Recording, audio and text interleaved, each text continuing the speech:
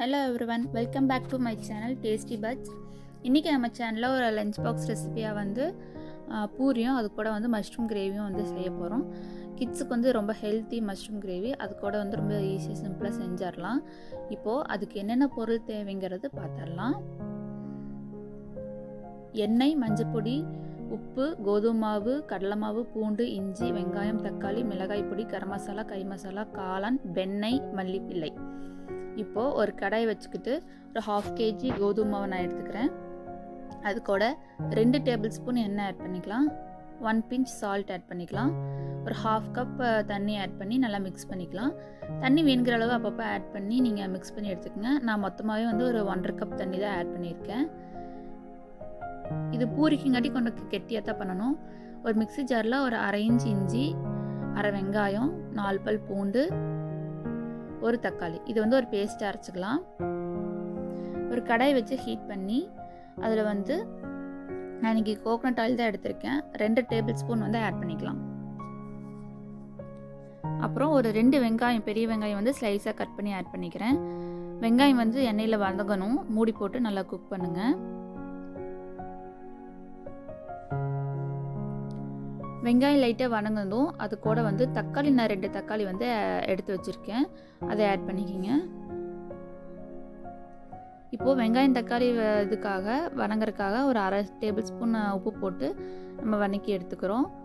வெங்காயம் தக்காளி வந்து இந்த ஸ்டேஜ் வந்ததும் நம்ம அரைச்சி வச்சுருக்கிற பேஸ்ட் வந்து ஆட் பண்ணிக்கலாம். இது நல்லா குக் ஆகட்டும். நம்ம அந்த பேஸ்ட்டு போட்டோம் இல்லையா, அதுவும் வெங்காயம் நல்லா வந்து மசிஞ்சு வரணும். இந்த ஸ்டேஜில் 1/4 ஸ்பூன் மஞ்சத்தூள், 1 டேபிள் ஸ்பூன் மிளகாய் பொடி, 1 டேபிள் ஸ்பூன் கறி மசாலா, 1 டேபிள் ஸ்பூன் வந்து கரம் மசாலா. மசாலாவும் வந்து வெங்காயம் தக்காளி கூட நல்லா மிக்ஸ் ஆகணும். நல்லா மிக்ஸ் பண்ணி விட்டு மீடியம் ஃப்ளேம்லேயே அது குக் ஆகட்டும். இது நல்லா குக்கான ஸ்டேஜில் அதுக்கடுத்து நான் கேளான் வந்து ஒரு 200 கிராம் வந்து எடுத்து வச்சுருக்கேன். போட்டு நல்லா மிக்ஸ் பண்ணி விடுங்க. இப்போது 1/2 டேபிள் ஸ்பூன் உப்பு போட்டுக்கலாம். ஏற்கனவே நம்ம உப்பு போட்டிருக்கோம், அதனால் 1/2 டேபிள் ஸ்பூன் போட்டிருக்கோம். கேளான்லேயே தண்ணி வரும், அதனால் நான் வந்து ஒரு 1/2 டம்ளர் வாட்டர் தான் வந்து ஆட் பண்ணியிருக்கேன்.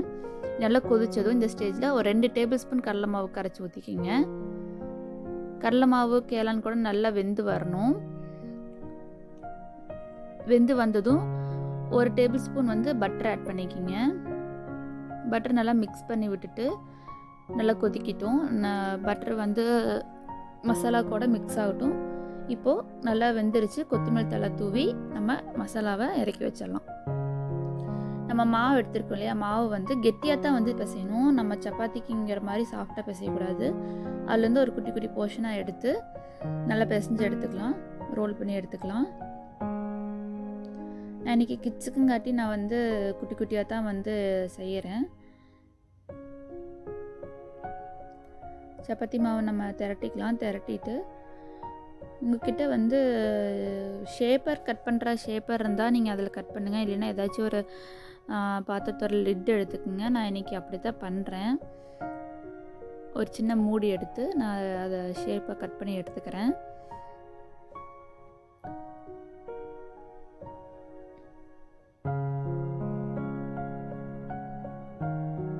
இந்த மாதிரி எல்லாம் எடுத்துக்கலாம். இப்போ ஒரு கடாயை வச்சு ஹீட் பண்ணி எண்ணெய் தேவையான அளவு ஊற்றிக்கலாம்.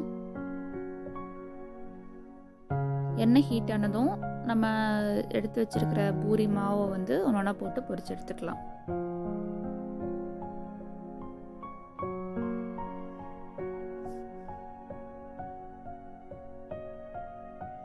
இப்போ பேக் பண்ணிக்கலாம்.